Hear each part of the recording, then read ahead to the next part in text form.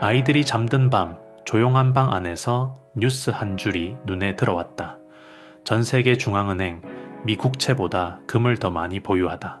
30년 만에 처음이라는 문장이었다. 나는 자리에 앉아 천천히 생각했다. 돈의 시대가 바뀌고 있다. 하지만 문득 가슴 한쪽이 서늘해졌다. 그렇다면 나는 어떤 준비를 하고 있지? 매일 아침 출근하고, 일하고, 벌고, 저축하지만 그렇게 모은 돈의 가치가 조용히 녹아내리고 있다는 걸 알고 있다. 통장은 그대로인데 마트 물가는 오르고 교육비는 2배가 된다. 열심히 살아도 제자리 같은 삶이 반복된다. 그건 내가 부족해서가 아니라 돈의 시스템이 이미 기울어져 있기 때문이다. 중앙은행은 금을 사고 정부는 국채를 쏟아내고 기업은 달러 대신 실물을 들고 있다. 그런데 나는 여전히 화면 속 숫자를 보며 안심하고 있다. 그리고 나는 스스로에게 물었다. 세상이 신뢰를 옮겨가고 있을 때 나는 내 신뢰를 어디에 두고 있는가? 좋아요, 구독, 알림 설정을 눌러주시면 더 좋은 콘텐츠로 찾아뵙겠습니다. 여러분의 응원이 콘텐츠 제작에 큰 힘이 됩니다.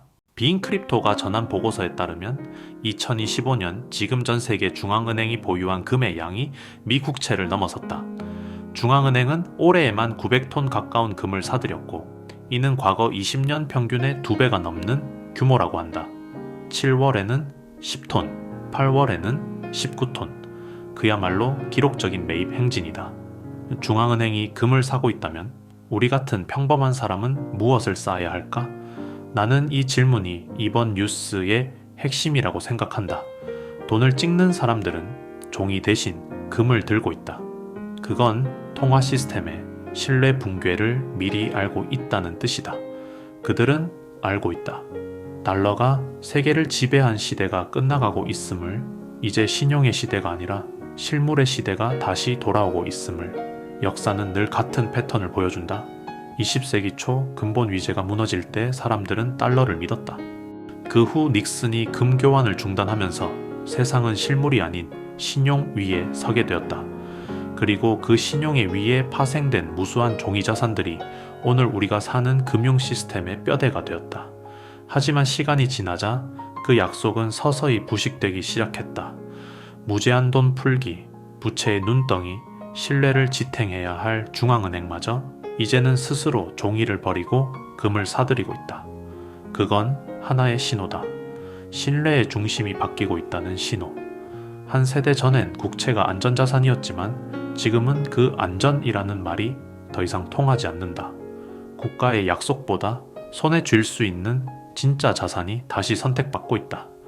그런데 우리는 그들처럼 금을 쌓을 수 있을까? 불가능하다.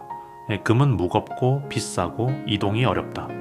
보관엔 비용이 들고 정부의 규제와 통제에서 자유롭지 않다. 그래서 개인에게 남은 선택지는 다르다. 우리는 디지털 시대의 금, 즉 비트코인을 쌓을 수 있다. 비트코인은 금의 속성을 계승하면서도 그 한계를 완전히 뛰어넘은 자산이다. 희소하지만 나눌 수 있고 국경이 없으며 누구도 그 거래를 막을 수 없다. 지구 어디서든 동일한 가치로 존재하며 시간이 지나도 부패하거나 훼손되지 않는다.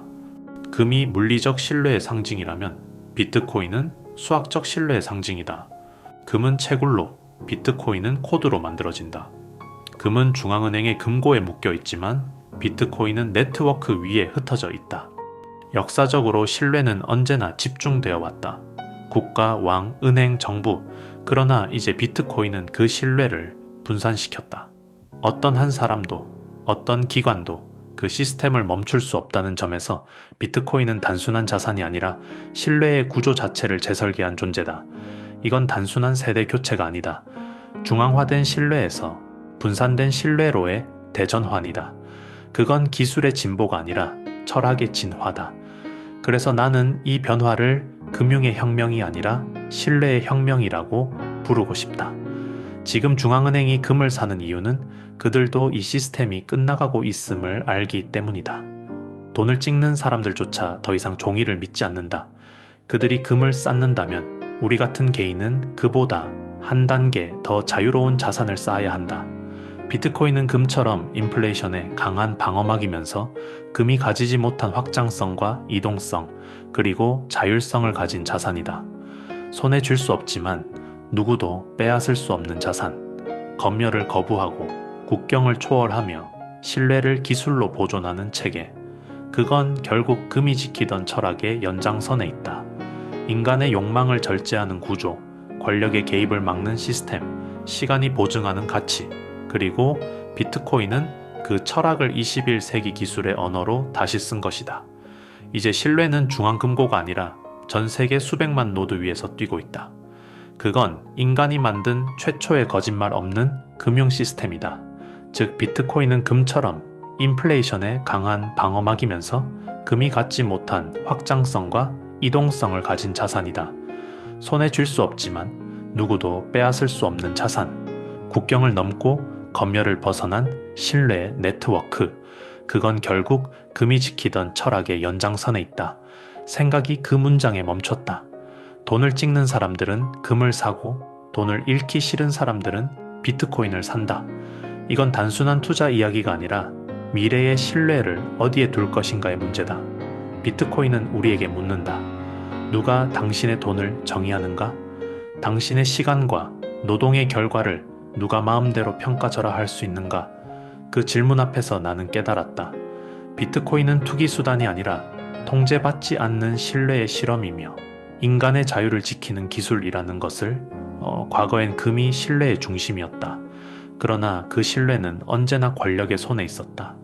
은행이 금고를 닫으면 개인은 접근할 수 없었고 정부가 금 교환을 금지하면 그 순간 가치가 멈췄다.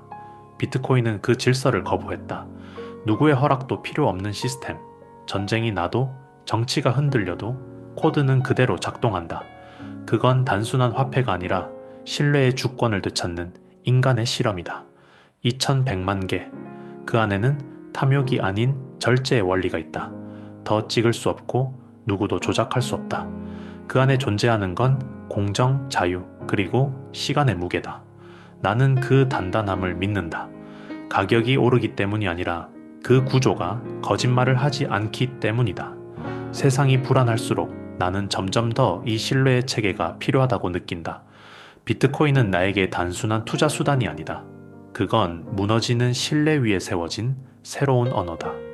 누군가의 명령이 아니라 수학과 시간, 그리고 합의로만 움직이는 체계. 그 질서 안에는 인간의 욕심을 제어하는 설계가 있다. 2100만 개의 한계는 탐욕을 막기 위한 장치이고 분산된 노드는 권력의 집중을 거부한다. 어떤 정부도 멈출 수 없고 어떤 은행도 그 가치를 평가할 수 없다. 비트코인은 그 자체로 절제된 자유의 상징이다. 금이 과거 문명의 근간이었다면 비트코인은 미래 문명의 윤리다.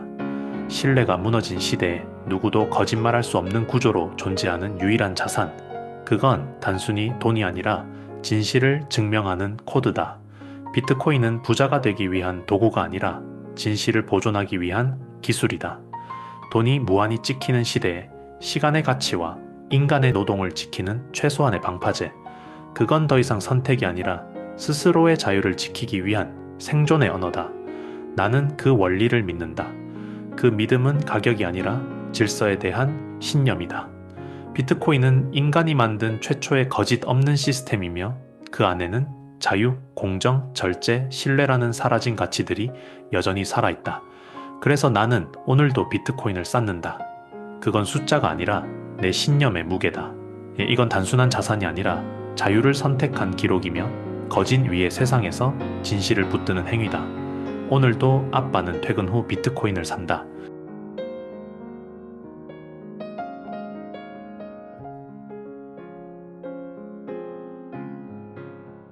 이 영상이 마음에 드셨다면 구독과 좋아요는 큰 힘이 됩니다. 빠르게 움직이는 세상 속에서 우리는 느리지만 단단한 투자를 이야기합니다. 아빠의 투자 일기 다음 이야기에서 또 뵙겠습니다. 이 채널은 아빠의 투자 일기를 공유합니다.